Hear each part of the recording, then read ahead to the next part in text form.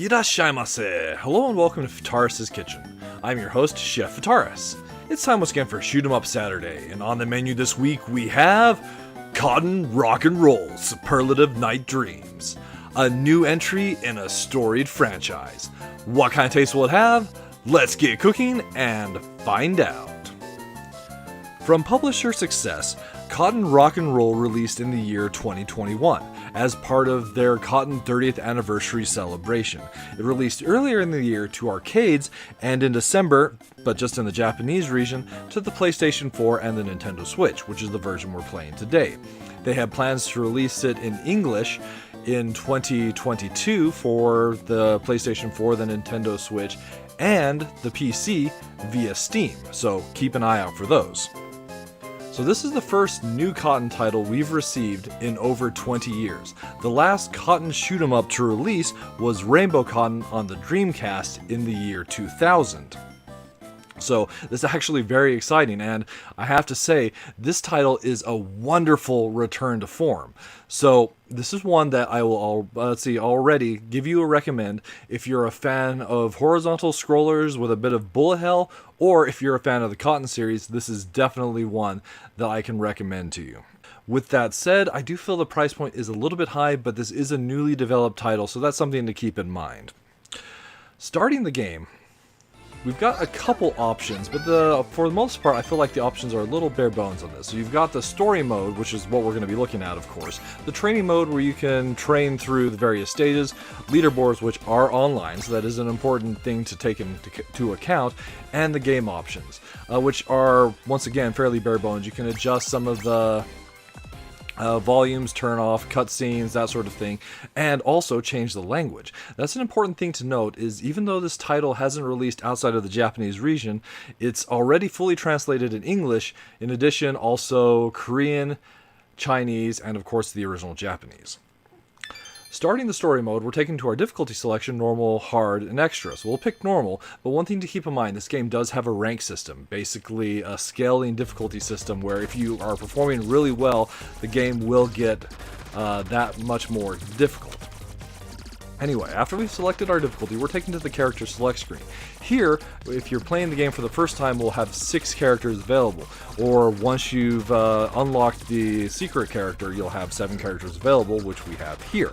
I'll go over them real quickly. So Cotton is the heroine of the series, and she'll be where we're starting. Aptly has joined Cotton on a couple of her outings, so if you've played other Cotton titles, you're familiar with this character. Then we have some guest characters from other titles. In this case, we have Kawase from the Unihara Kawase franchise. Then we've got 2 characters from Saivaria, Ria and Fine. These 2 characters are a lot of fun to play in this title, as they really change up the mechanics that the game uses. Then there's also Luffy from the series Doki Doki Poyachio, which is actually an RPG, so it's kind of neat to go and see her in here. And then the unlockable character, Takut, who's like, I love going and playing as her. She's a really fun character to use. But of course, selecting our character, we're taken to this neat little character tutorial, and all the characters have this. So there is a little information screen that you can pull up to see the various text description of what all the characters do. But here we can see a nice demo of what you're going to see and the abilities your character has. That's really nice for that kind of tutorialization to be there. Then we're taken to the stage select, and right now we only have stage A. That's because we're at the prologue. After we finish up the prologue, well, you'll see. Just hang on for a moment. So the game itself is very much a return to form to classic Cotton. We have our standard shot, which you can use in the auto or the, I'd like to think of it as rapid fire, but in addition to that, we also have a charge shot, which with Cotton will use up like magic that we're getting from the crystals, and we also have a bomb available. For Cotton's bomb, she will sacrifice a fairy that she's carrying with her, so that's something to keep in mind. There are 3 types of magic shots that each character, well, the characters that do change their magic type, since not all of them do, can use. So there are, right now we're using the lightning, there's the fire shot, and each of these has a charge, so we can see the charge of the fire shot there. It's an awesome dragon attack. There's the charged lightning shot. Let's wait for some enemies to use it. There we go. Really effective lightning attack. And then there's also the wind magic, which has a forward-firing tornado. In addition to those, like, 3 different magics that we can get from the crystals, so of course, red is for fire, blue is for lightning, green is for wind, we can get yellow crystals, and the yellow crystals increase the level of our shot. So you see there in the top left, there's an experience gauge below our point counter. That experience gauge basically controls the level of our shot. So for most characters, that goes from level 1 to 5. And we gain experience through 2 methods, depending on the character. Those 2 methods are defeating enemies will give you a small amount of experience, or we can pick up the yellow crystals, which are a significantly larger amount of experience, and will get you there that much faster. So once we defeat a boss in typical Cotton fashion, we get tea time, and it's really enjoyable in this particular title. So just tea time, glorious. And of course your summary afterwards, having to do with like your tea bonus as well as a technical bonus. I'm not 100% sure what constitutes that, and some other bonuses associated with your gameplay. There's also some other scoring mechanisms, but I'll get to that in just a second. So now we find ourselves at the stage select after completing the prologue stage. So one thing to note, there is a fairly humorous, at least initially, story featuring Cotton. But as I mentioned, it is possible to turn off cutscenes in the options. So there would be cutscenes between the stages, but we're skipping those partially to just advance time a little bit faster. Rather, not fast time, get us to where we want to be a little faster. So here we find ourselves at the stage select, and as you see, we suddenly have significantly more options available. So throughout the course of one Cotton rock and roll playthrough, you'll play through 10 stages. So you start with A, and then afterwards you can select a couple stages. There'll be a bonus stage, 3 more stages, a bonus stage, and then 2 fifth stages at the end that are fixed. So initially we only have 5 stages that are unlocked, so your first playthrough you will be playing through all the stages that are available. But then as you play through the game, you'll be able to unlock additional stages for a grand total of 16 stages available in the game, which is amazing. It's really neat to have that kind of selection available, and we'll look at a few of them here in a little bit, but of course we'll start off with stage B to continue showing off what we have going on as far as the gameplay is concerned.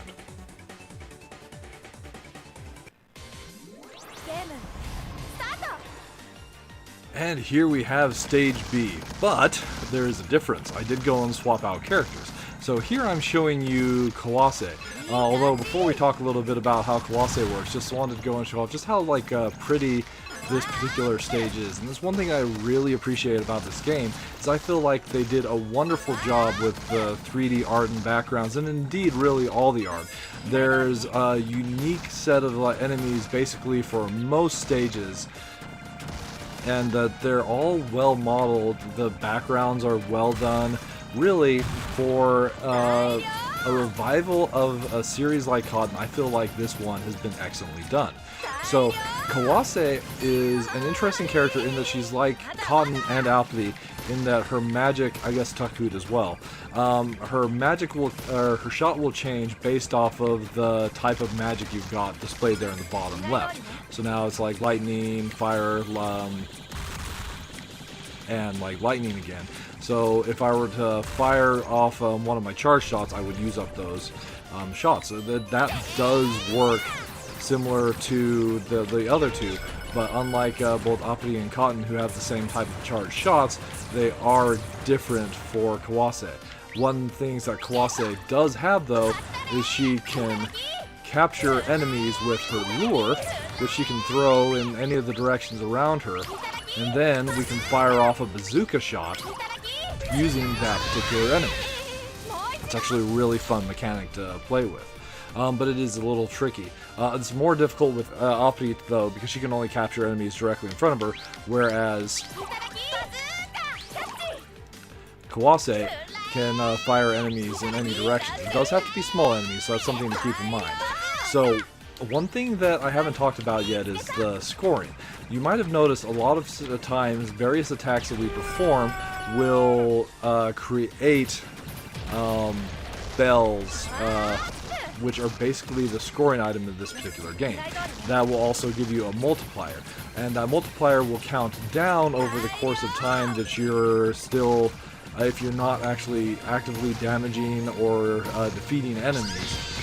But if you can keep that high, and especially if you can continue to chain the special attacks that got you those bells in the first place, then you'll get even more high value bells, and that's how you ultimately score high scores in this game.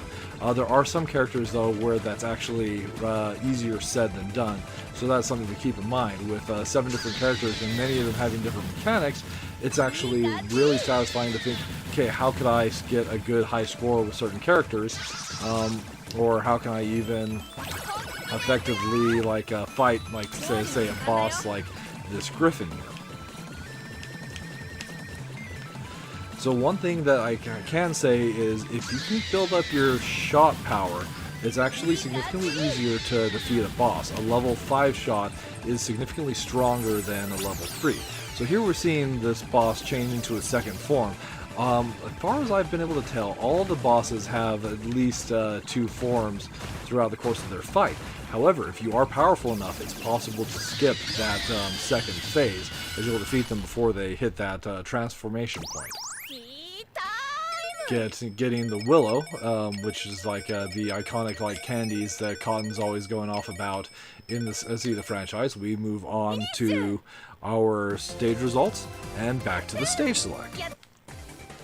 So here, rather than continue with stage C, which is actually a pretty awesome one, I really enjoy the B, C, D, E, F stages, well, with the exception of stage D.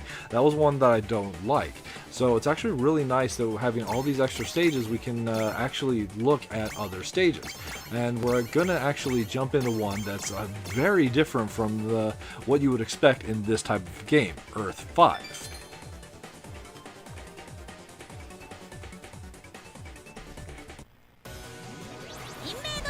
So here we find ourselves playing the stage Earth 5 from Cybaria. So right off the bat you can see this is not what you would expect from a Cotton title. And in addition to that, I've also taken the liberty of changing characters yet again. We're now playing as the character Fine. She's a really unique character in this type of a game, as she doesn't depend on lives, but rather time. So initially when you start a run with Fine, you have a 600-second timer, basically 10 minutes, there in the bottom right.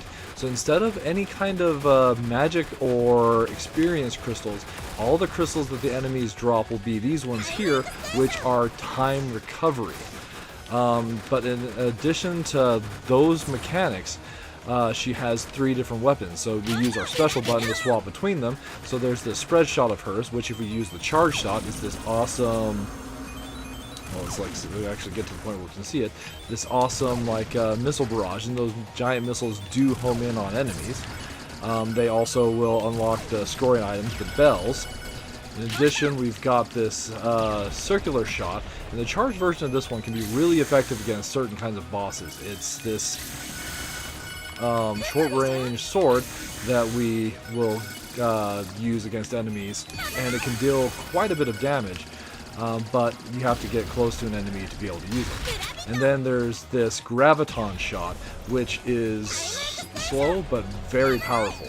So it basically is an exploding shot that will explode when it hits the enemies, but it doesn't have the range of the entire stage, so it makes it difficult to use. And its charged version will fire out this ring, which is kind of like a mine that will explode on enemies. And this is the one I prefer for bosses when using Fine, as it deals a considerable amount of damage to the enemies. So while she doesn't have life, if you take damage with Fine, what happens is that she loses time, specifically 100 seconds. You can make that up, of course, if you're collecting items, but against bosses, there aren't going to be very many crystals. And that's one thing that I do want to kind of bring up, is the game itself, throughout the course of the stage, you're going to be getting magic crystals like mad. So especially characters like Cotton and Appley who use those for their charged attacks, go to town on them. But the bosses are more difficult with those characters because you don't have those crystals to use against the boss. They'll kind of give you a couple free token ones, but it's nowhere near the same as the other characters. So between some of the sets of stages, we'll have these really fun bonus stages where it changes the perspective to something like a panorama Cotton or a rainbow Cotton, where we're behind the character, but we're just collecting all these various teacups. You get enough of these and you'll gain a 1-up, which is kind of irrelevant for Fine as she doesn't use life, but maybe we'll get a time bonus. So there's just the usual white and black cups, but there's also this special gold one there that's worth 50,000 points. So you definitely want to grab that if you're looking for a score attack, but in the context of getting the 1-up, let's see, for the bonus stage it's irrelevant. So there are 2 of these throughout the course of the run. The second one is actually a lot of fun, but I'm not going to go and spoil like that. So after we finish the stage, it tallies things up. If you get over 100,000 points, you gain a 1-up with most characters, not so much with Fine. And there you have it. That's basically Cotton Rock and Roll served up for your enjoyment. So let's talk a little bit about the things I wasn't that big a fan of. So these are my minus flavors. The biggest one right off the bat is even though the screen definitely has the room for a second player in there, there isn't a second player implemented in the game at this time. Is there like plans to do so in the future? Who knows? But at this point in time, there is only the ability to play the game single player, which is a little disappointing. As some of the, say for the titles like where you're in the rail shooter style, the last few Cotton entries did have 2-player available. Then there's the story itself. So even though there's a total of 7 characters, there's only one story, and that's specifically told from Cotton's perspective. So it's disappointing because all these characters could have some interesting, unique stories, but we don't get to see that. And then the last one has to kind of do with movement. So we can get a little bit of focus movement, but that's when we've charged up our attack to deal our charge attack. The downside with that, when we're charged for our charge attack, we're not actually firing anything at the enemies themselves. So that's definitely an issue that I have with the game itself, is just the lack of ways to handle focus movement. But as far as the plus side, I love the variety that this game offers. So in the number of characters that we can play as and the different play styles that those characters bring to the table, the number of stages and enemies, and really like just the look of this the game itself is varied enough that that's a lot of fun. And then we also have the wonderful elements of the boss fights themselves. So the boss fights are all fairly unique and varied, and we'll like I mentioned, they'll often be multiple forms for the boss fights, and it really makes the title well worth playing in my mind. And then the last plus flavor that I have for the title, they really did an excellent job, in my opinion, of recapturing what made Cotton so much fun and just a really great, enjoyable shoot 'em up series. So they recaptured that magic all those years later, and that's one thing that I can give them huge props for. I really should change to the right weapon for this fight. So there you have it. Cotton Rock and Roll served up for your enjoyment. Definitely a solid recommend from the chef, as I think this is truly the way that a series revival should be handled. Alright, well, that'll just about wrap it up for this week's episode of Shoot 'em Up Saturday. As always, I want to thank you so much for joining me. I hope you have a wonderful week, and we'll see you next time.